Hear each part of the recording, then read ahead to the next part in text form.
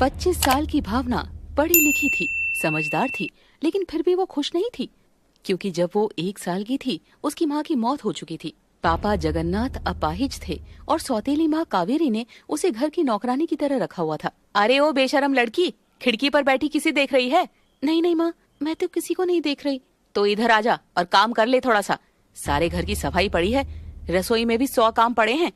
हाँ माँ, आ रही हूँ। काम चोर कहीं की, जब देखो यहाँ वहाँ ताकती रहती है, न जाने किसे दिखती है। भावना चुपचाप घर की सफाई करने लग जाती है। वो पोछा लगा रही थी, तभी उसकी सौतेली छोटी बहन पारुल बाहर से आती है। वाह, ये भावना तो पोछा लगा रही है, अभी सब गंदा कर देती हूँ। पारुल दोबारा बाहर जाती है और सड़क किनारे फैले कीचड़ में खड़ी होकर शूज गंदे कर लेती है। अब सही है, सारा कीचड़ लग गया शूज में। अब जाऊंगी अंदर, फिर मजा आएगा। पारुल गंदे शूज लेकर आती है और फर्श गंदा कर देती है। ये क्या पारुल, सारा फर्श गंदा कर दिया। तो मैं क्या करूं, तुम्हारा तो काम ही है पोछा लगाना। दोबारा लगा दो। अभी तो मैं सारा पोछा लगा कर हटी हूँ, तुम शूज बाहर ही उतार देती। दिखता नहीं है क्या? मम्मी देखो ना, कुछ ज्यादा ही जुबान चल रही है इस भावना की। तभी कावेरी आकर भावना का कान पकड़कर मोड़ देती है। माँ छोड़ो, दर्द हो रहा है। क्यों? तू जब ऐसे मेरी बेटी को बोलती है तो उसे नहीं दर्द होता क्या? अब कैसा लग रहा है बता? मैंने कुछ गलत थोड़ी ना कहा है, छोड़ो माँ। कावेरी उसका कान छोड़ देती है। पारुल हंसने लग जाती है। मैंने तो जानबूझकर गंदा किया था। कोई बात नहीं बेटा, तू कुछ भी कर सकती है, तेरा ही तो घर है। वही तो, इस बेवकूफ भावना को बार बार गलतफहमी हो जाती है कि ये घर इसका है, खाक है इसका। इसका अपाहिज बाप तो बेड पकड़कर पड़ा है और मेरे पल्ले बांध दिया इस सौतेली औलाद को। आपने तो इतने साल तक इसे ऐसे ही पाल पोस कर बड़ा किया, देखो तो अब कैसा रंग दिखा रही है। लेकिन मैंने तो कभी कुछ बुरा नहीं किया किसी का। तू जिंदा है, यही बहुत बुरी बात है। जब मैं इस घर में तेरे बाप के साथ आई थी तभी तुझे मार देती तो अच्छा होता। तब 1 साल की थी, किसी को पता भी न लगता। और क्या तो मम्मी, आप भी ना बड़ी भोली रह गई। अभी आपके सिर्फ 2 ही सगे बच्चे होते, एक मैं और एक योगेश। बस मैं बेचारी भोली औरत, मुझे कुछ समझ ही नहीं आया। इस निकम्मी को भी अपना समझकर पाल लिया। चल हट रास्ते से। बेचारी भावना के साथ ये सब होना रोज का ही काम था। रोज ही उसे ताने मिलते थे और हर बार दुखी होकर वो अपने अपाहिज पापा के पास चली जाती थी। पापा, माँ ऐसा क्यों करती है मेरे साथ? बेटा दुखी मत हो, वक्त हमेशा एक जैसा नहीं रहता, सब ठीक हो जाएगा। मैं कभी कुछ बुरा नहीं कहती, कभी किसी का बुरा नहीं किया, न जाने कैसे कर्म है मेरे। सब ठीक हो जाएगा बेटी, मैं भी इतना मजबूर हूँ, कुछ कर नहीं सकता तेरे लिए। क्या फायदा ऐसा बाप होने का। नहीं नहीं पापा, ऐसा मत कहिए। आप यहाँ मेरे सामने हैं, आपको देखकर ही मुझे हिम्मत मिलती है। आप बहुत अच्छे हैं पापा। खैर, अपने पापा से बात करके भावना का मन हल्का हो जाता था। शाम के वक्त योगेश घर आता है और बदतमीजी से भावना से बात करने लगता है। ओ भावना, चल जा, चाय बना कर ला मेरे लिए। बना रही हूँ, पर थोड़ा आराम से बोल ले। क्यों बोल लूं आराम से? तू लायक है क्या आराम से बोलने के? योगेश, मैं तुझसे कितनी बड़ी हूँ, बड़ी बहन हूँ तेरी। कोई बहन वहन नहीं है, सौतेली है तू, सौतेली समझी। पैदा होते ही तो अपनी माँ को खा गई। योगेश, जुबान संभाल कर बात कर। तभी वहाँ पर कावेरी और पारुल भी आ जाती है और कावेरी गुस्से में भावना के बाल पकड़ लेती है। तू जुबान संभाल कर बात कर मेरे बेटे से। माँ, योगेश मुझसे कितना छोटा है और कैसे बात कर रहा है, आप इसे टोकती नहीं। हाँ तो उसकी मर्जी, वो जैसे मर्जी बात करे। तू होती कौन है उसके सामने बोलने वाली? माँ, आप योगेश और पारुल को बहुत गलत रास्ता दिखा रही हैं। बाद में ये आदतें इनको ही नुकसान पहुंचाएंगी। तभी कावेरी भावना को धक्का दे देती है और भावना नीचे गिर जाती है। तू मुझे मत सिखा कि मुझे अपने बच्चों को क्या शिक्षा देनी है। जाकर चाय बना सबके लिए। बना रही हूँ। बेचारी भावना मजबूर होकर चुपचाप फिर से काम पर लग जाती है। थोड़ी देर में वो कावेरी, योगेश और पारुल के लिए चाय बनाकर ले आती है। पारुल चाय की एक सिप लेते ही गरम चाय भावना के हाथ पर गिरा देती है। ये क्या किया पारुल, पागल हो क्या? इतनी गंदी चाय बनाई है, बिल्कुल भी चीनी नहीं है इसमें। तू पागल है क्या? चाय बनानी नहीं आती क्या? लेकिन मैंने चीनी डाली है, मैंने टेस्ट भी की थी। हाँ, मुझे भी ठीक लग रही है। अच्छा। मैंने अभी कुछ मीठा खाया था, शायद उसकी वजह से फीकी लग रही होगी।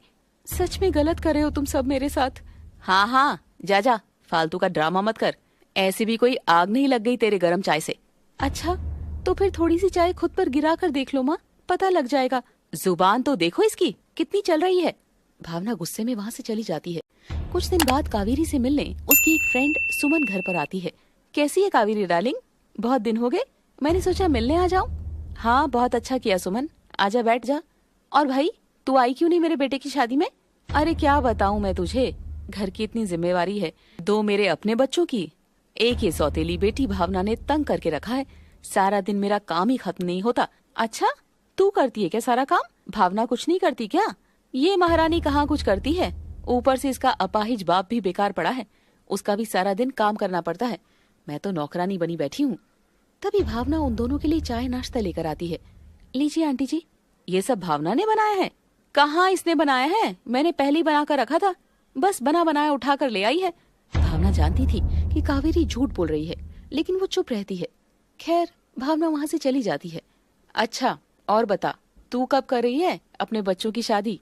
बस मैं भी देख रही हूँ, पहले ये भावना निकले घर से, फिर ये पारुल की शादी करूंगी। अभी मेरा योगेश तो छोटा है, 3-4 साल तक नहीं करूंगी।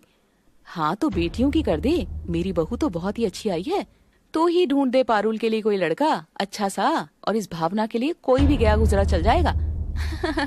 अच्छा और क्या, तो मुझे क्या लेना देना, ये किसी भी घर जाए, कहीं भी धक्के खाए, जिए या मरे, मेरी सगी औलाद थोड़ी है ये। कोई बात नहीं, मैंने तो खुद अपने बेटे के लिए शादी.com से लड़की देखी थी, तू भी वहीं देख ले, एक से एक घटिया और एक से एक बढ़िया रिश्ता मिलता है वहां पर। क्या घटिया भी मिलता है क्या? हाँ क्यों नहीं मिलता, जैसा चाहिए वैसा मिलता है, गोरा काला, अमीर गरीब, भिखारी राजा। वाह तूने तो बहुत अच्छा आइडिया दिया, फिर तो पहले इस भावना के लिए लड़का देखती हूँ, कोई फटीचर सा भिखमंगा पहले तो इसे घर से निकालती हूँ। सही है। हाँ और फिर अपनी बेटी पारुल के लिए देखूंगी कोई अमीर ज्यादा। हाँ हाँ देख ले, ना मिले तो मुझे बताना, गारंटी है मिल जाएगा। ठीक है तू कह रही है तो आज ही करती हूँ ये काम भी। सुमन के जाने के बाद कावेरी शादी.com पर भावना और पारुल की डिटेल्स डालकर आईडी बना लेती है। तो एक रात घर में सब सो रहे थे, रात के 1 बजे का टाइम था, तभी पारुल अपने बॉयफ्रेंड राहुल को फोन करती है। कॉल पर, राहुल मैं दरवाजा खोल रही हूँ, सब सो रहे हैं, चुपके से मेरे कमरे में आ जाना। हाँ ठीक है, मैं तो कब से घर के बाहर इंतजार कर रहा हूँ, ध्यान से खोलना, बिल्कुल शोर ना हो। हाँ ठीक है, मैं एक बार दोबारा सबको चेक कर लूं, कहीं कोई उठा तो नहीं हुआ। हाँ जल्दी करो, मुझे मैसेज पर बताना, जैसी गेट खुलेगा मैं अंदर आ जाऊंगा। ठीक है राहुल। पारुल एक एक करके सबके कमरे में चेक करती है और देखती है कि सब सो रहे थे। तभी वो मैसेज करके राहुल को घर में बुलाकर उसे अपने साथ अपने कमरे में ले जाती है। ओह baby, I miss you so much, कितना टाइम हो गया, मिले ही नहीं हैं हम। हाँ मुझे भी बहुत याद आ रही थी, तभी तुम्हें आज बुलाया है। तुमने अच्छे से देखा ना, कोई जागा तो नहीं हुआ? हाँ हाँ प्यार किया तो डरना क्या, कोई परेशानी वाली बात नहीं है। 1 मिनट रुको, मैं कमरे का गेट बंद कर दूं। पारुल जैसी गेट बंद करने आती है, सामने भावना आ जाती है और राहुल को भी देख लेती है। ये कौन है, रात के इस वक्त तुमने लड़के को बुलाया है? शिट, तू जाग कैसे गई, सो रही थी ना? हाँ लेकिन मुझे शोर आ रहा था, इसीलिए मैं चेक करने आई थी, अभी सबको बताती हूँ। तभी पारुल उसका हाथ पकड़कर उसे कमरे में अंदर खींच लेती है और उसके मुंह पर हाथ रख लेती है ताकि वो शोर ना मचाए। ये कैसे उठ गई पारुल अब? छोड़ो छोड़ो, चुप रह वरना यही मार दूंगी तुझे। राहुल कुछ करो ना तुम, छोड़ो मुझे, छोड़ो। शोर मत मचा। क्या करें अब? राहुल जल्दी से इसका मुंह बंद करके इसके कमरे में चले जाओ और मैं बाहर से इसके कमरे का गेट बंद कर दूंगी, फंसेगी फिर ये। नहीं नहीं। राहुल उसका मुंह बंद करके जबरदस्ती भावना को उसके कमरे में ले जाता है और बाहर से पारुल गेट बंद कर देती है। तुम ये क्या कर रहे हो, प्लीज चले जाओ। नो। मम्मी मम्मी, योगेश जल्दी उठो, जल्दी आओ इधर। अंदर से बार बार भावना गेट खोलने का कह रही थी। गेट खोलो पारुल, खोलो, ऐसा मत करो। मम्मी, योगेश। असल में पारुल चाह रही थी कि सभी भावना को गलत समझे, इसलिए उसने ये चाल चली थी। शोर सुनकर योगेश और कावेरी उठकर आते हैं। क्या हुआ बेटा, आधी रात को ऐसे क्यों चिल्ला रही है? देख लो खुद, पता लग जाएगा। हुआ क्या है? राहुल भावना के कमरे का दरवाजा खोल देती है और अंदर भावना के साथ राहुल खड़ा था। सभी उसे देखकर हैरान रह जाते हैं। अगले एपिसोड में हम देखेंगे कि आगे भावना के साथ क्या होने वाला था। क्या वो अपनी सच्चाई साबित कर पाएगी? देखते रहिए गरीब दूल्हा वर्सेस अमीर दूल्हा का अगला एपिसोड। पिछले एपिसोड में आपने देखा कि कावेरी अपनी सौतेली बेटी भावना पर बहुत अत्याचार करती थी। उसकी सौतेली बहन पारुल और भाई योगेश उसे हर बार नीचा दिखाते थे। वहीं उसके पापा जगन्नाथ अपाहिज होने के कारण उसके लिए कुछ भी नहीं कर सकते थे, जिससे भावना काफी दुखी थी और कावेरी भावना के लिए कोई गरीब लड़का ढूंढना चाह रही थी। वहीं पारुल ने राहुल को भावना के साथ फंसाकर झूठा इल्जाम भी लगा दिया था। अब आगे। हे राम, ये लड़का कौन है? मम्मी, आधी रात को भावना के कमरे में लड़का है, इसका क्या मतलब है? जानती है ना आप? नहीं माँ, नहीं। कलमुही, शर्म नहीं आई तुझे? तभी कावेरी गुस्से में भावना के बाल पकड़ लेती है और उसे लगातार थप्पड़े मारने लगती है। नहीं नहीं माँ, ये क्या कर रही हो? मैं इस लड़के को जानती तक नहीं हूँ। देखो तो, पकड़ी गई है तो झूठ बोल रही है। लेकिन पारुल, तुम्हें कैसे पता कि लड़का आया है? अरे मैंने तो कोई आवाज सुन ली थी। इसकी हिम्मत कैसे हुई घर में घुसने की? तभी योगेश गुस्से से राहुल का कॉलर पकड़ लेता है और उसे मारने ही वाला होता है, लेकिन पारुल योगेश को पीछे हटा लेती है। अरे इसकी क्या गलती है? इसे तो भावना ने बुलाया, तभी ये आया ना, इसे जाने दो। हाँ, मैंने कुछ नहीं किया, मुझे तो भावना ने ही बुलाया था। वहीं कावेरी बार बार भावना को मार रही थी। माँ मुझे छोड़ दो, मैंने कुछ नहीं किया, इस लड़के को तो पारुल ने बुलाया था। मुंह काला कर लिया अपना, ऊपर से मेरी बेटी का नाम ले रही है। तुझे शर्म नहीं आ रही है? और मारो माँ इसे, देखो तो कैसे मुझ पर इल्जाम लगा रही है। इतनी बदनामी करवा कर रख दी, वो तो शुक्र करो किसी को पता नहीं लगा। दिल तो करता है इसे यहीं पर जिंदा जमीन में गाड़ दूं। तभी घर में इतना शोर सुनकर जगन्नाथ परेशान हो गया था और वो उधर से बार बार चिल्ला रहा था। आखिर क्या हुआ है? क्या किया है भावना ने? क्यों मार रहे हो उसे?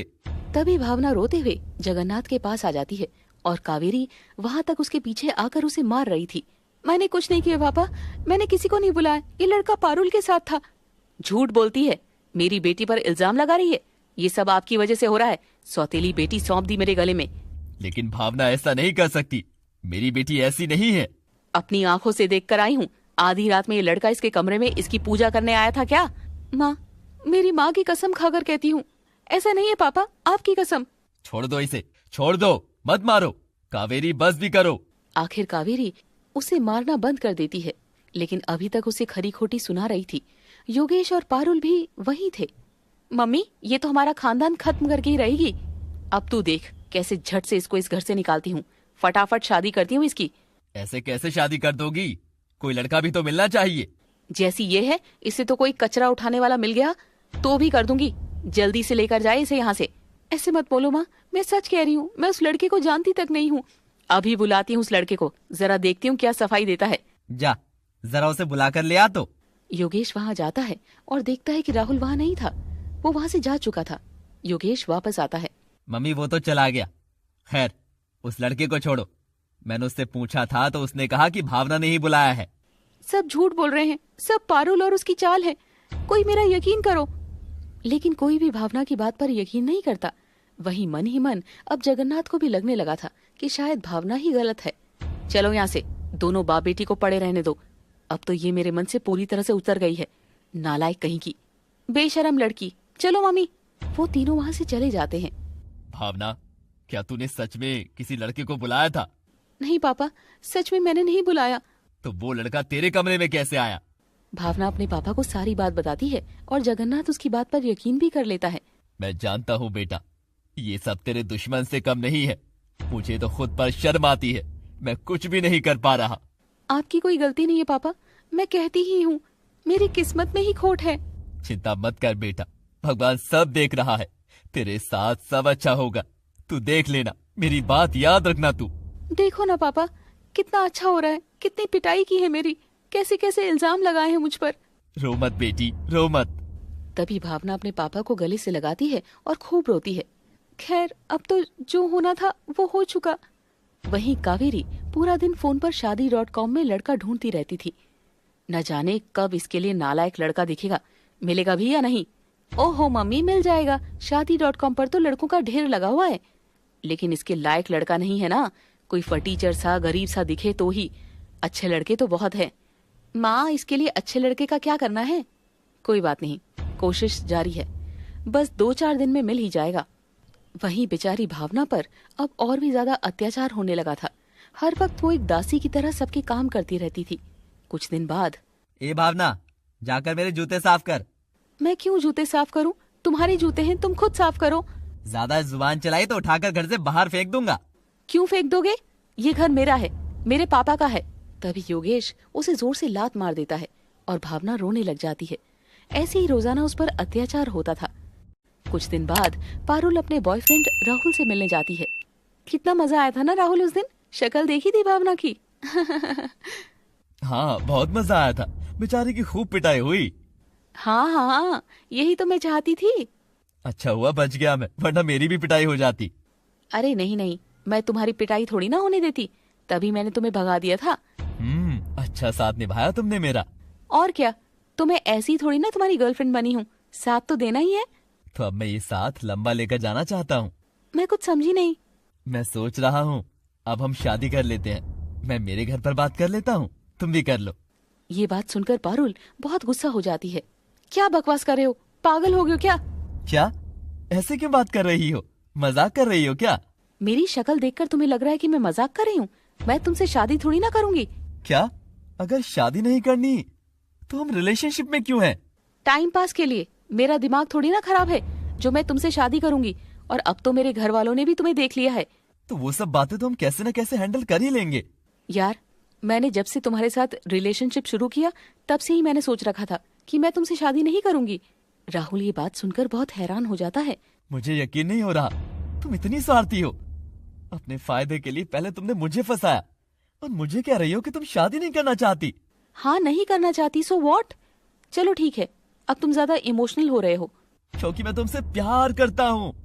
तुम्हारे लिए मैंने कितना खतरा लिया। ज्यादा बक मत करो। आज से हमारा रिश्ता यही खत्म हुआ। मुझे दोबारा कांटेक्ट करने की कोशिश भी मत करना। ये तुम क्या कह रही हो? हमारा 3 साल पुराना रिश्ता है, तुम ऐसे नहीं जा सकती, प्लीज। उससे बात करते करते राहुल रोने लग जाता है। ऐसे मत करो, मुझे मत छोड़ो पारुल, मैं तुमसे प्यार करता हूँ। गो टू हेल यार, प्यार व्यार कुछ नहीं होता। तुम जैसे लड़के से शादी थोड़ी ना करूंगी। तुम सिर्फ मेरा टाइम पास थे। अब बाय। पारुल गुस्से में वहां से चली जाती है और राहुल बेचारा बहुत दुखी हो गया था। खैर, अब पारुल ने रिश्ता तोड़ दिया था। कुछ दिन बाद कावेरी को शादी.com पर एक लड़की की प्रोफाइल दिखाई देती है। अरे देख तो पारुल, ये लड़का कैसा लग रहा है इस भावना के लिए। मम्मी, शक्ल तो ठीक है, पर ये तो 12th तक पढ़ा है और इसकी मंथली इनकम भी 15,000 है। हाँ तो और क्या चाहिए, 15,000 भी ज्यादा है। इसमें कुछ भी नहीं आता। तो वही तो, इस भावना को कुछ भी तो नहीं देना। मुझे तो यही सही लग रहा है। हाँ मम्मी, बात करो, जल्दी से रिश्ता पक्का करो, शादी करो, निकालो इसको यहाँ से। अरे रुक जा कुछ दिन, इसके लिए पक्का करती हूँ। फिर देख तेरे लिए कैसा शानदार बढ़िया लड़का ढूंढती हूँ। शादी एक साथ कर लेंगे, खर्चा बचेगा। हाँ मम्मी, ये भी सही है। वही तो, थोड़े बहुत पैसे मेरा भाई दे रहा है, बाकी तेरे पापा की रिटायरमेंट से आ रहे हैं।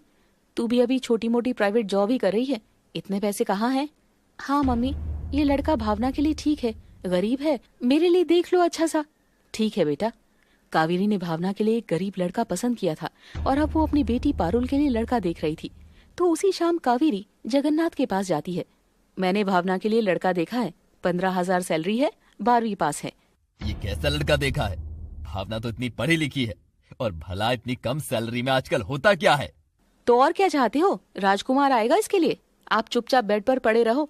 ऐसे मत करो मेरी बेटी के साथ, उसकी जिंदगी क्यों खराब कर रही हो? भावना कितनी अच्छी है। ज्यादा बकवास तो करो मत आप। मैंने जो पसंद कर लिया सो कर लिया। आपको ज्यादा प्रॉब्लम है तो खुद खड़े हो जाओ अपने पैरों पर। जाकर ढूंढ लो अपनी लड़की के लिए राजकुमार। अगर मैं कुछ कर सकता तो जरूर करता, मैं तो मजबूर हूँ। कावेरी, मैं हाथ जोड़ता हूँ, मेरी बेटी के साथ ऐसा मत कर। चुप करो, आए बड़े मुझे समझाने वाले। कावेरी भी गुस्से में वहाँ से चली जाती है और जगन्नाथ बहुत दुखी था कि कावेरी ने भावना के लिए ऐसा लड़का पसंद किया था। उसी रात 11 बजे उनके दरवाजे पर कोई पत्थर फेंकने लग जाता है और सभी चौंक जाते हैं। कावेरी, योगेश, पारुल अपने कमरे से हॉल में आ जाते हैं। हे भगवान, इस वक्त कौन है? कोई खतरा ही है। रात के 11 बजे कौन उनके घर पर पत्थर फेंक रहा था? और क्या भावना का उस लड़के के साथ रिश्ता तय हो पाएगा? क्या यही लिखा था भावना की किस्मत में? देखेंगे हम गरीब दूल्हा वर्सेस अमीर दूल्हा के अगले एपिसोड में। पिछले एपिसोड में आपने देखा कि भावना के साथ राहुल का नाम जोड़कर पारुल ने उसे फंसा दिया था और सभी भावना को गलत समझ रहे थे। लेकिन जगन्नाथ जानता था कि उसकी बेटी गलत नहीं है। वहीं कावेरी ने शादी.com पर भावना के लिए कोई गरीब लड़का पसंद किया था और अब वो पारुल के लिए लड़का ढूंढ रही थी। अचानक एक रात को उनके घर पर कोई पत्थर फेंकने लग जाता है और सभी उठकर आ जाते हैं। अब आगे शोर सुनकर जगन्नाथ भी जाग जाता है और भावना भी वहाँ आती है। ये क्या हो रहा है माँ? तू जाकर देख ले बाहर क्या हो रहा है। आई बड़ी हीरोइन। मम्मी, इस भावना को ही बाहर भेज दो, कोई हमला करेगा तो इस पर ही कर देगा। मम्मी, मुझे तो लग रहा है कोई गुंडा है। फिर तो पुलिस को बुला लेना चाहिए। तभी भावना खिड़की से देखती है कि बाहर राहुल खड़ा था और चिल्ला रहा था, माँ ये तो वही लड़का है। चुड़ैल, तूने ही बुलाया होगा। नहीं माँ। तभी कावेरी एक डंडा उठाकर दरवाजा खोलती है और जाकर राहुल को पीटने लग जाती है। योगेश भी उसे मारता है। छोड़ो मुझे, धोखेबाज कहीं की ये लड़की। तेरी हिम्मत कैसे हुई? हमारे घर पर पत्थर फेंक रहा है। हाँ, पीटो इसे, ये राहुल तो है इसी लायक। तुम्हें इसका नाम कैसे पता? वो छोड़ो मुझे, मैं मार दूंगा सबको। छोड़ दो मेरे को। ये ऐसे नहीं मानेगा पारुल, जल्दी से पुलिस को बुला। नहीं नहीं, पुलिस को मत बुलाओ, मैं चला जाऊंगा। ले जा इस भावना को भी अपने साथ, दिमाग खराब कर रखा है, इसी के पीछे आया है ना। नहीं नहीं, मैं तो भावना को जानता तक नहीं हूँ। पारुल मेरी गर्लफ्रेंड है, इसी के पीछे आया हूँ। ये बात सुनकर कावेरी और योगेश बहुत हैरान हो जाते हैं और पारुल घबरा जाती है। योगेश समझ गया था कि पारुल ने जानबूझकर भावना को फंसाया था।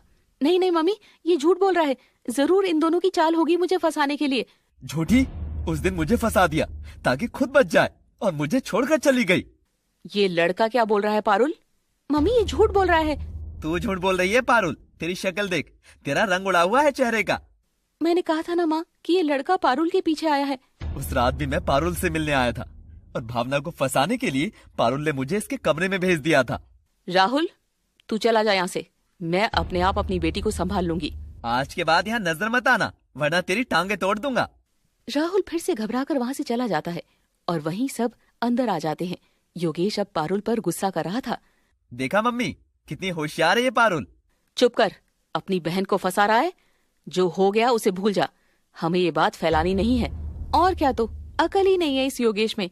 मैं तो कब से भावना को ही गलत समझ रहा था, मुझे क्या पता था ये पारुल इतनी चालू है। अरे ऐसे कैसे बोल रहा है, ये तेरी सगी बहन है। भावना तो फिर भी सौतेली है। बात सगी या सौतेली की नहीं है मम्मी, बात सही और गलत की है। मैं तो कितनी बार कह रही थी, लेकिन मेरा कोई यकीन ही नहीं कर रहा था। मुझे माफ कर दो भावना, मुझसे गलती हो गई, जो मैं तुम्हें इतने टाइम से गलत समझता आया। योगेश का ये व्यवहार देखकर भावना भावुक हो जाती है। सच में माँ और पारुल ने मुझे भड़का दिया था। अब मैं समझ गया हूँ कि भावना बिल्कुल सही है। हाँ योगेश, मैं बहुत खुश हूँ कि कम से कम तुम्हें तो मुझ पर यकीन हुआ। मेरा भाई तो मेरे साथ है। तभी योगेश भी भावना को गले से लगा लेता है। भाई बहन का प्यार देखकर पारुल और कावेरी चिढ़ जाती है। ये कैसी सौतेली बहन है? ये क्या कर रहा है योगेश? भूल गया, ये हमारी दुश्मन है। आप चुप रहिए मम्मी, बचपन से आपने मुझे इसके खिलाफ भड़काया है, लेकिन आज मैंने असलियत देख ली है। मम्मी, ये योगेश को क्या हो गया है? कुछ नहीं हुआ है, पागल हो गया है। तू चल पारुल। मम्मी, आप इसे सिर पर चढ़ा रही हैं, देखना एक दिन आपको पछतावा होगा। खैर रात का वक्त था और सभी सोने चले जाते हैं। अब योगेश और भावना के बीच रिश्ता अच्छा हो गया था। अगले दिन भावना अपने पापा के पास जाकर सारी बात बताती है। पापा, मैं बहुत खुश हूँ, कम से कम अब योगेश तो मेरे साथ अच्छा व्यवहार कर रहा है। मैंने कहा था ना बेटा, भगवान सब देख रहा है, धीरे धीरे सब अच्छा होगा। मुझे मेरा भाई मिल गया, इससे बड़ी खुशी की बात क्या होगी? हाँ बेटा। कुछ दिनों बाद कावेरी को पारुल के लिए भी एक अमीर घर का लड़का पसंद आ जाता है और कावेरी अपने पति के पास जाती है और बाकी तीनों बच्चे भी वहीं थे। अब देखो, मैंने दोनों लड़कियों के लिए लड़का देख लिया है और मैंने फैसला कर लिया है, इनकी शादी एक ही दिन होगी। लेकिन कुछ बताओ तो, कौन लड़के हैं, कैसे हैं, या सीधे शादी ही कर दोगी? बता तो रही हूँ, एक लड़का तो भावना के लिए पहले ही देख रखा था। जतिन नाम है उसका, 15,000 सैलरी है, 12वीं तक पढ़ा है, खेती करता है। मैंने तुमसे कहा था ना, उस लड़के के साथ भावना का रिश्ता मत करो। आप चुप रहिए, जहाँ मैं कहूँगी वहीं होगा। लेकिन मम्मी, ये तो बहुत गरीब लड़का है, भावना कैसे खुश रहेगी वहाँ? तुझसे बात की है क्या? तू सबसे छोटा है, चुप रह। मम्मी, मेरे लिए कौन सा लड़का देखा है? तेरे लिए तो बिजनेसमैन देखा है, लाखों में कमाई है उसकी, बहुत बड़ा घर है, संदीप नाम है। अरे वाह। ये भेदभाव करना अच्छी बात नहीं है कावेरी, भगवान सब देख रहा है। हाँ तो आप चुप रहिए ना, भगवान को देखने दो, आए बड़े। मम्मी, आप गलत कर रही हो भावना के साथ, भावना के लिए भी अच्छा लड़का देखना था ना। तू जा अपना काम कर, आया ही क्यों यहाँ बीच में, ज्यादा लीडर बनने। योगेश भी गुस्से में वहाँ से चला जाता है। वहीं भावना अपने लिए कुछ भी नहीं बोलती है। 2 दिन बाद कावेरी घर पर जतिन और उसकी माँ जया को बुलाती है। वो दोनों भावना को देखने आए थे। उनके लिए चाय बिस्किट रखे जाते हैं। बहन जी, आपने हमें घर तो बुला लिया, लेकिन हमें तो थोड़ी शर्म आ रही है। हम इतने गरीब हैं और आपके घर से कैसे रिश्ता जोड़ सकते हैं? अरे नहीं नहीं, आप तो इतने अच्छे लोग हैं और मेरी भावना को तो आप जैसे अच्छे लोग ही चाहिए। पैसों का तो क्या है, आना जाना लगा रहता है। आप तो बड़ी महान हैं, बहुत ऊंची सोच की है। मुझे तो हैरानी है कि आप हमसे रिश्ता करना चाहती हैं, अपनी बेटी का। हाँ, क्योंकि मैं चाहती हूँ कि मेरी भावना को अच्छा इंसान मिले, अच्छी सास मिले, इसीलिए मैंने आपका परिवार चुना। थोड़ी देर में भावना भी वहाँ आ जाती है। वहीं जतिन और जया को भावना बहुत पसंद आती है। आपकी बेटी भावना को मेरा बेटा जतिन पसंद तो है ना? एक बार इससे बात तो कर लीजिए। नहीं नहीं, मेरी बेटी तो गाय है, इसने तो मुझे पहले ही बोल दिया था, जहाँ मैं चाहूंगी शादी वहीं कर लेगी। बस थोड़ा शर्मा रही है, इसीलिए चुप है। अच्छा, फिर ठीक है। यहीं जतिन और भावना का रिश्ता पक्का हो जाता है। जतिन अपनी माँ के साथ वहाँ से चला जाता है और कावेरी अपने असली रूप में आ जाती है। कैसा लगा मेरा ड्रामा? आप तो बहुत अच्छी एक्ट्रेस हैं। एक सच्ची प्यारी माँ होने का खूब ड्रामा किया आपने। हाँ, वो तो है ही, क्या करूं, टैलेंट ही बहुत है मुझ में। हाँ mummy, you are the great mom. कुछ दिनों बाद कावेरी पारुल का रिश्ता पक्का करने के लिए संदीप और उसकी माँ शमा को भी घर पर बुलाती है और उनके सामने ढेर तरह के पकवान रखे जाते हैं। कावेरी जी, आपने तो हमारे लिए ढेर पकवान बनाए हैं। हाँ हाँ बिल्कुल, आखिर आप मेरी बेटी की होने वाली सास है भाई। अरे अभी कहाँ, अभी रुको जरा, संदीप मिल तो ले पारुल से, पसंद आएगी तभी करेंगे, वरना तो हम नहीं करेंगे। कैसी बातें करती है जी, मेरी पारुल तो बहुत अच्छी लड़की है, बिल्कुल पसंद आएगी संदीप को। आप देखना तो सही, अब आप अपनी बेटी की तारीफ तो बंद करो, वो तो हम बताएंगे अच्छी है या नहीं। दरअसल शमा बोलने में काफी तेज थी और कावेरी उसके सामने चुप होकर रह गई थी। थोड़ी देर में पारुल तैयार होकर आती है और संदीप उसे देखकर खुश हो जाता है। अच्छा, तो ये है आपकी बेटी, दिखने में तो ठीक है। क्यों संदीप, तुझे कैसी लगी? हाँ मम्मी, मुझे भी पसंद है। मैं जरा इससे बात करना चाहता हूँ।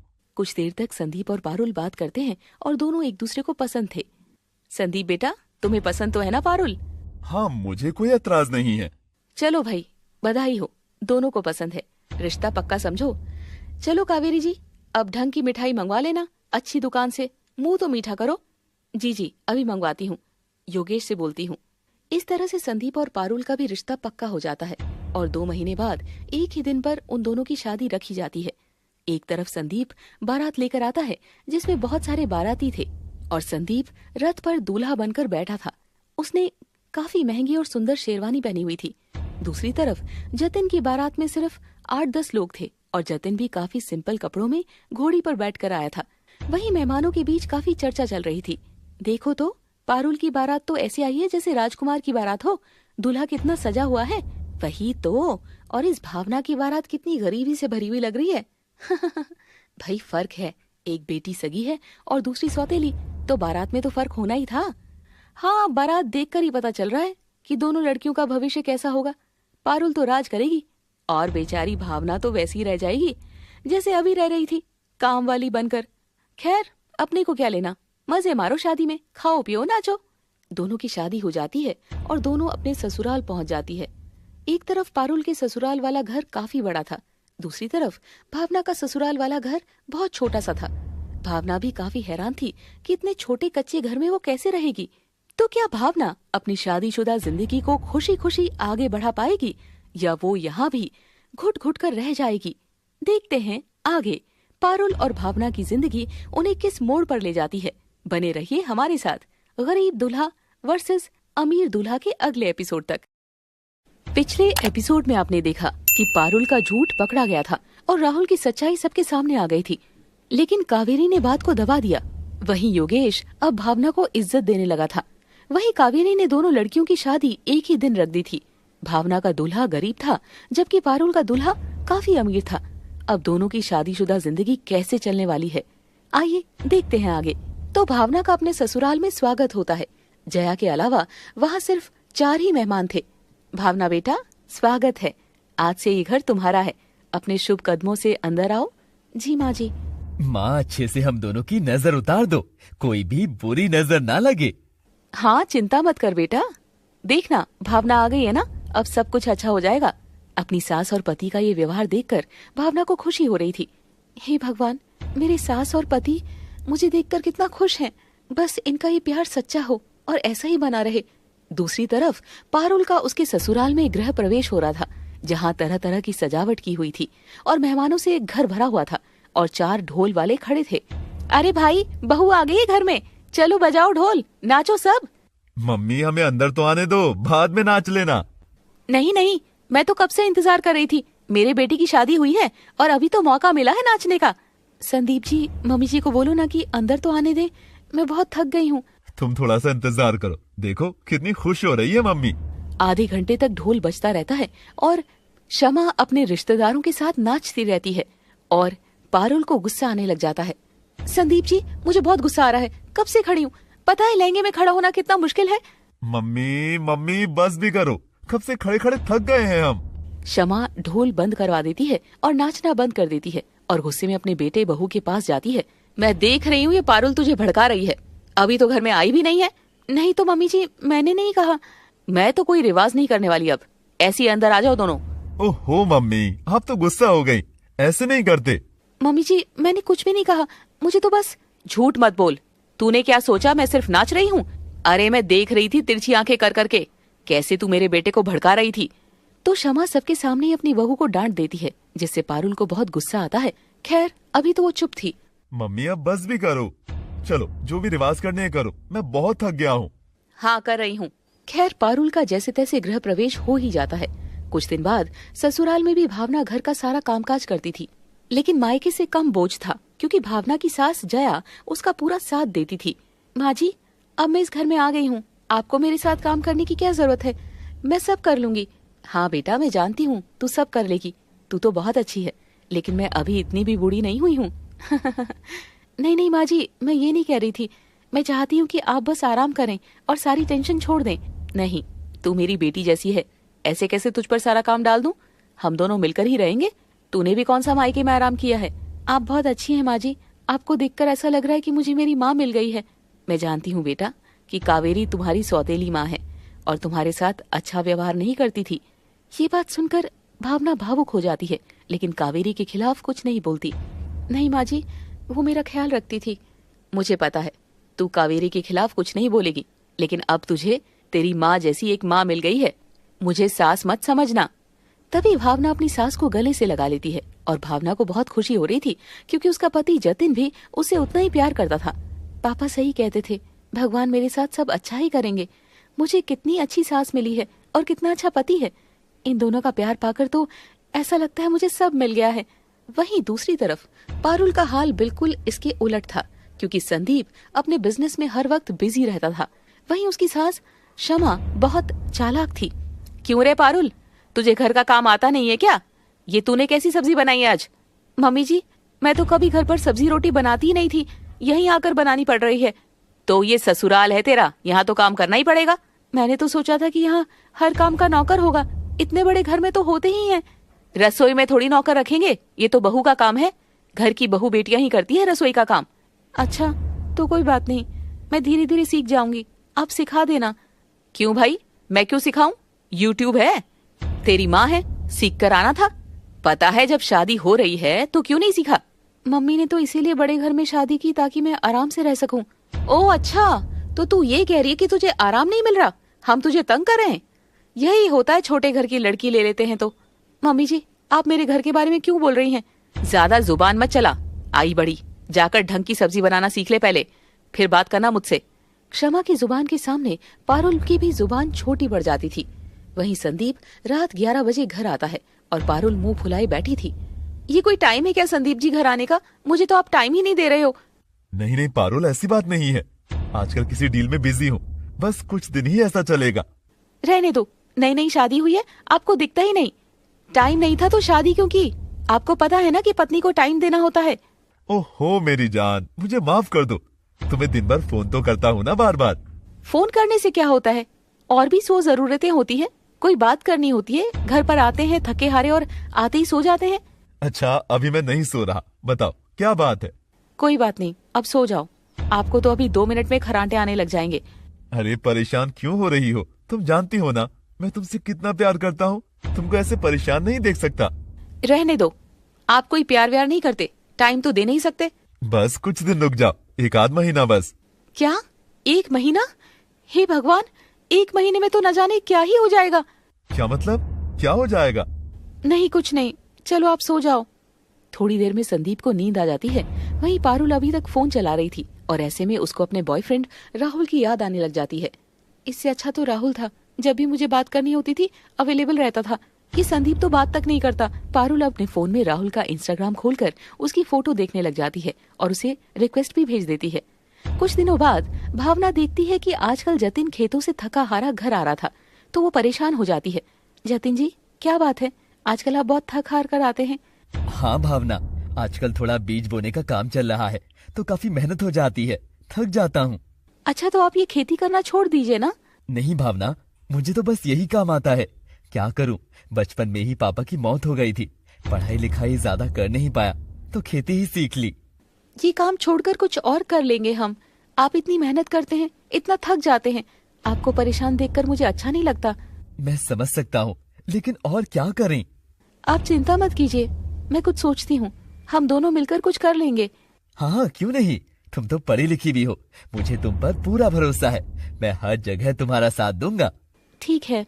भावना इस बारे में काफी सोचती है और कुछ ही दिनों बाद उसे एक आइडिया आता है और वो इसके बारे में अपनी सास और पति से बात करती है। मम्मी जी, जतिन जी, मैं सोच रही थी कि क्यों ना हम घर से मिठाई का काम शुरू कर लें।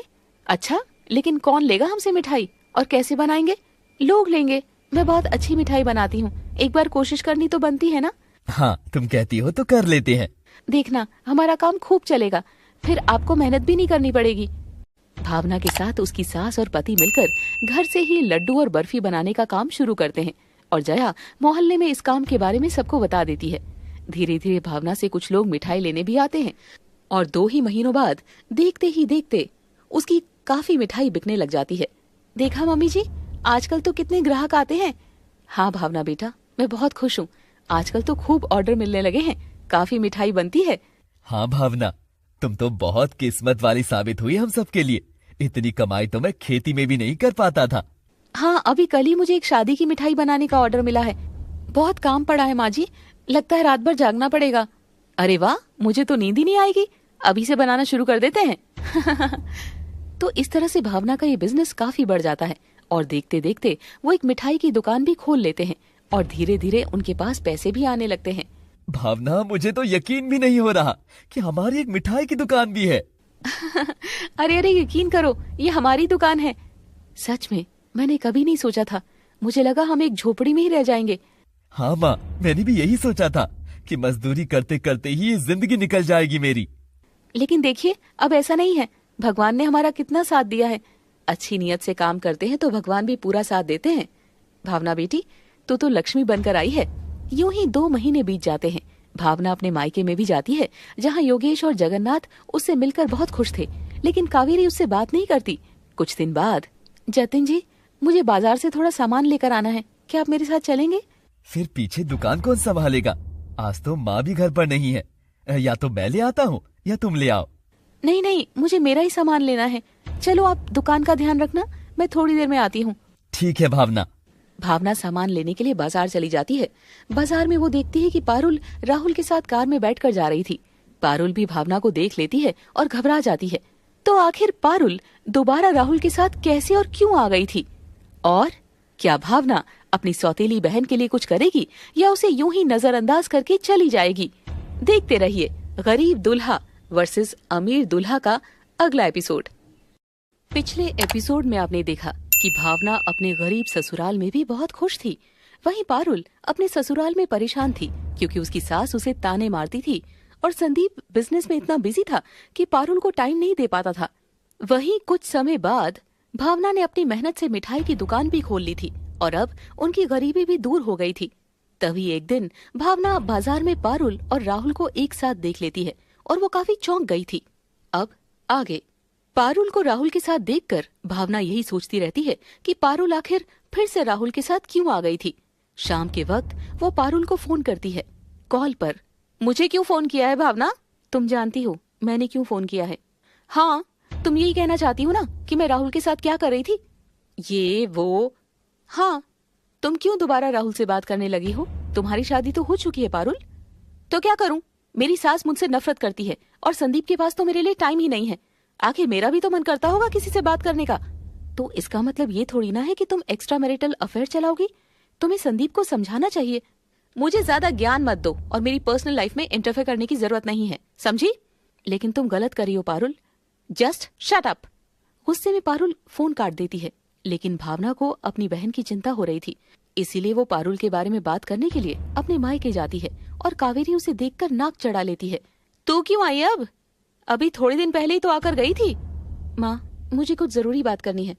मुझे तेरे से कोई बात नहीं करनी। जा अपने बाप से बात कर ले जाकर। नहीं नहीं, पापा को इस बारे में कुछ पता नहीं चलना चाहिए। मैं बस आपसे बात करने आई हूँ। क्या है? बोल जल्दी और जल्दी जा यहाँ से। माँ, पारुल फिर से राहुल से बात करने लगी है। मैंने उसे समझाने की बहुत कोशिश की, लेकिन वो नहीं मानी।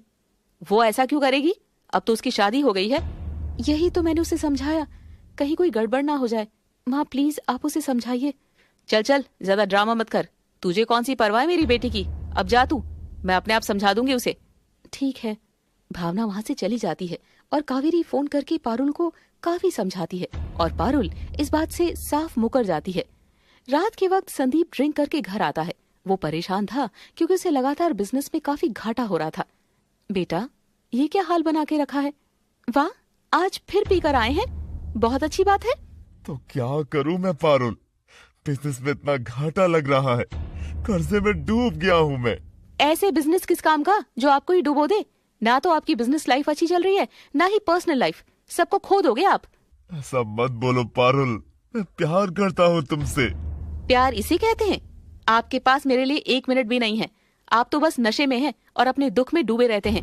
अपने बेटे का ये हाल देखकर शमा भी बहुत दुखी थी और अब शमा का स्वभाव भी बदल गया था। पारुल, ऐसे क्यों बात करती है तू संदीप से? उसका हाल तो देख।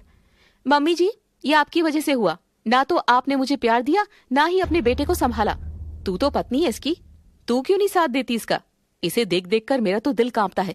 न जाने ये कैसे ठीक होगा। पहले तो पैसे कमाने के चक्कर में हर जगह हाथ पैर मार लिए, अब परेशानी तो होनी ही थी ना। इसे इतना घाटा लग गया है। हम पर तो दिन ब दिन कर्जा चढ़ता जा रहा है। गरीबी छा गई है। गरीबी आई है तभी तो अब ढल गई हैं, वरना आपने तो मेरा जीना हराम किया हुआ था। पारुल, ऐसे बात मत कर। अभी हमारे हालात बिल्कुल अच्छे नहीं हैं। अभी तक लोगों को कुछ पता ही नहीं है। बस बाहर से घर देखकर लोग सोचते हैं न जाने कितने पैसे वाले हैं। कोई बात नहीं, धीरे धीरे सबको पता लग जाएगा जब हम सड़क पर आ जाएंगे। दरअसल काफी दिनों से नुकसान होने की वजह से संदीप डिप्रेशन में चला गया था। साथ ही पारुल अब पूरी तरह से संदीप से दूर हो गई थी। ये लोग तो डूबेंगे, साथ ही मुझे भी ले डूबेंगे। मैं तो जल्दी से राहुल के साथ सेट हो जाती हूँ। कुछ दिन बाद संदीप फिर से पारुल से बात करता है, लेकिन पारुल बार बार उसे इग्नोर करती है। पारुल, क्या बात है? तुम हर वक्त फोन पर ही लगी रहती हो या घर से बाहर होती हो? थोड़ा टाइम मुझे भी दे दो। क्यों?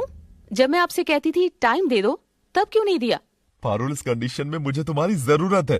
मेरा हाल तो देखो, इतना नुकसान हो रहा है। कम से कम तुम तो मुझे सपोर्ट करो, मुझे तुम्हारी जरूरत है। पर मुझे आपकी जरूरत नहीं है। आपने मेरी वैल्यू नहीं की और मुझे आपकी वैल्यू नहीं है। ऐसे मत करो पारुल, प्लीज। तुम मेरी पत्नी हो, तो मुझे नहीं संभालोगी तो कौन संभालेगा? अपनी माँ से कह दो, अब तो वो भी ढल गई है। बेटे का दुख दिख रहा है, बहू नहीं दिखी उन्हें। पारुल भी अब 7वें आसमान पर चढ़ी हुई थी, क्योंकि राहुल ने उसे झूठे ख्वाब दिखा दिए थे। कुछ दिनों बाद संदीप परेशान होकर भावना से मिलने उसकी दुकान पर पहुंच जाता है, जहां पर भावना के साथ जतिन भी था। संदीप जी, आप यहाँ? आप काफी परेशाान लग रहे हैं। आइए बैठिए। क्या बात है संदीप? न जाने पारुल को क्या हो गया है। एक तो मुझे बिजनेस में इतना लॉस हो गया है, मुझ पर इतना कर्ज चढ़ गया है, और पारुल है कि मुझसे बात तक नहीं करती। आप चिंता मत कीजिए, मैं समझाऊंगी पारुल को। लेकिन आप भी काफी ड्रिंक करते हैं, थोड़ा आपको भी सुधार करना चाहिए। हाँ संदीप, हर वक्त नशे में रहने से समस्या का समाधान तो नहीं हो जाएगा ना, बल्कि नुकसान ज्यादा ही होगा। हाँ, मैं जानता हूँ। मैंने अब खुद में सुधार कर लिया है। मैं उतनी ड्रिंक नहीं करता हूँ, लेकिन न जाने क्यों पारुल मुझसे दूर हो गई है। मुझे बहुत चिंता होती है। आप इतना परेशान मत होइए संदीप जी, मैं समझाऊंगी उसे। बस मैं इसी बारे में बात करने आया था, क्योंकि मैं रिश्ता खत्म नहीं करना चाहता। चिंता मत करो, हम पारुल जी से बात करेंगे। संदीप बात करके वहाँ से चला जाता है। भावना जानती थी कि पारुल ये सब क्यों कर रही है, लेकिन वो सच्चाई सबको नहीं बता सकती थी। भावना, तुम पारुल से बात करो, समझाओ उसे वो ऐसा क्यों कर रही है। संदीप को उसकी जरूरत है। हाँ, मैं बात करूंगी। न जाने क्यों ऐसे चक्कर में पड़ गई है वो। क्या मतलब? कैसे चक्कर में? भावना अपने पति पर पूरा भरोसा करती थी, इसीलिए उसने राहुल वाली सारी बात जतिन को बता दी थी। ये तो बहुत गलत बात है। शादी के बाद ये सब करना धोखा है ये तो। हाँ मैं जानती हूँ। मैं दोबारा पारुल से बात करने उसके घर जाऊंगी, मैं उसे समझाऊंगी। हाँ आज ही जाना, शाम होने वाली है, अभी चली जाओ। भावना जाने का सोच ही रही थी कि तभी उसके पास संदीप का फोन आता है और वो बहुत घबराया हुआ था। भावना जी, वो पारुल। क्या बात है संदीप जी, आप बहुत घबराए हुए लग रहे हैं। भावना जी, पारुल का फोन नहीं लग रहा है और वो घर पर भी नहीं आई है।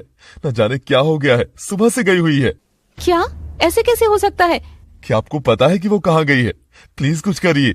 आप चिंता मत कीजिए, मैं कुछ करती हूँ। भावना ये बात जतिन को बताती है। दोनों परेशान हो गए थे। हमें जल्दी से जाना होगा, शायद मैं जानती हूँ वो कहाँ गई होगी। जतिन आप मेरे साथ चलो। हाँ चलो, मैं दुकान बंद कर देता हूँ। जतिन जल्दी से दुकान बंद कर देता है और बाइक पर भावना के साथ चला जाता है। भावना उसे रास्ता बता रही थी। भावना हम कहाँ जा रहे हैं? क्या तुम्हें पता है कि पारुल कहाँ पर है? नहीं, मुझे पक्का पता तो नहीं है, लेकिन कुछ टाइम पहले मैंने एक जगह पर पारुल को राहुल के साथ कार में जाते हुए देखा था। मैं उस कार को पहचानती हूँ। अच्छा, लेकिन हम कार को कहाँ ढूंढेंगे? वो कार एक बंद गली में जा रही थी, शायद उसी गली में राहुल रहता हो। एक बार जाकर तो देखें। जतिन और भावना जल्दी से वहां पहुंच जाते हैं और खुशकिस्मती से उस बंद गली में एक घर के बाहर भावना को वही कार दिख जाती है। देखो जतिन, ये वही कार है। उस दिन पारुल इसी कार में राहुल के साथ थी। लगता है यही घर है। तो चलो अंदर। ऐसे अंदर नहीं जा सकते, न जाने अंदर क्या है। कोई दुर्घटना ना हो जाए, हमें पुलिस को बुलाना चाहिए। ठीक है, मैं बुलाता हूँ। जतिन कॉल करके जल्दी से पुलिस को वहाँ बुला लेता है और कुछ ही देर में 4 पुलिस वाले वहाँ आ जाते हैं और डोर बेल बजाते हैं, पर राहुल दरवाजा नहीं खोलता। ये दरवाजा क्यों नहीं खोल रहा? लगता है दरवाजा तोड़ना पड़ेगा। पुलिस वाले धक्का देकर राहुल के घर का दरवाजा तोड़ देते हैं और अंदर एक कमरे में देखते हैं कि पारुल वहाँ कुर्सी पर बेहोशी की हालत में रस्सी से बंधी हुई थी और राहुल सारा सामान पैक करके वहाँ से निकलने की तैयारी में था। Oh no! हैंड्स अप, खेल खत्म, अरेस्ट करो इसे।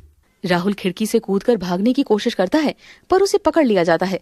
भावना, ये सब तेरी वजह से हुआ है, छोड़ूंगा नहीं मैं तुझे। पहले जेल की हवा तो खा ले।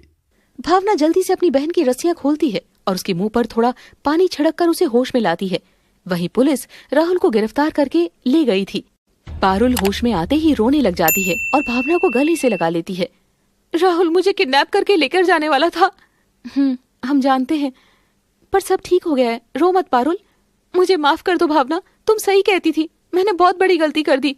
हाँ, शुक्र है कि तुम बच गई। तुम्हें अपनी गलती का एहसास हो गया, लेकिन तुमने बहुत बड़ी कीमत चुकाई है। कुछ भी हो सकता था।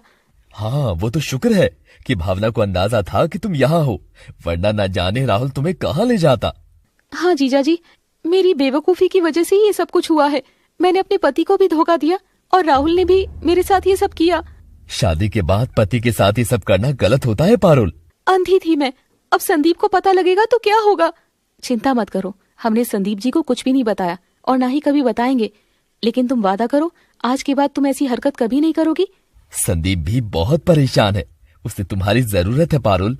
वो हमारे आगे गिड़गिड़ा रहा था क्योंकि वो तुम्हें खोना नहीं चाहता। संदीप जी बहुत अच्छे हैं, बस उन्हें बिजनेस में लॉस हो गया। वो मुझे इतना कहते थे कि उन्हें मेरी जरूरत है, लेकिन मैंने एक ना सुनी क्योंकि मैं तो राहुल में बिजी थी। यही तो तुमने बेवकूफी कर दी। अब तुम कसम खाओ कि तुम आज के बाद ऐसी कोई हरकत नहीं करोगी, कभी अपने पति को धोखा नहीं दोगी। अगर बुरा वक्त देखकर हमारा जीवन साथी भाग जाए तो क्या फायदा ऐसे साथी का। भावना से कुछ सीखो, मैं भी कितना गरीब था, पर इसने सब ठीक कर दिया। अब तुम्हें भी संदीप जी का पूरा साथ देना है, सच्चे मन से। हाँ, मैं कसम खाती हूँ, अब गलती नहीं करूंगी, पर आप कभी उनको इस बारे में मत पता लगने देना। चिंता मत करो, चलो हम तुम्हें घर ले चलते हैं। हाँ, और संदीप से कह देंगे कि तुम किसी फ्रेंड के यहाँ गई थी। अब झूठ तो बोलना ही पड़ेगा, वरना रिश्ता खत्म हो जाएगा। ये आखिरी गलती है, अब कुछ नहीं करूंगी। मुझे बहुत अच्छे से समझ में आ गई है, मेरी जिंदगी आप दोनों की वजह से ही बची है। Thank you. तो आखिर इतना सब होने के बाद पारुल को समझ में आ ही जाती है और वो पूरे मन से संदीप के पास वापस आ गई थी। भावना और जतिन ने भी पारुल की कोई भी बात नहीं बताई थी। पारुल अपने ससुराल में खुशी खुशी रहने लगी थी। खैर, अभी तो गरीबी का माहौल था, लेकिन वक्त के साथ सब सही हो रहा था। संदीप ने दूसरा काम भी करना शुरू कर दिया था। वहीं भावना और जतिन की जिंदगी पहले की तरह ही खुशनुमा चल रही थी। तो दोस्तों, कैसी लगी आपको हमारी ये स्टोरी? कमेंट बॉक्स में जरूर बताइएगा। Thanks for watching. Keep watching and don't forget to subscribe our channel.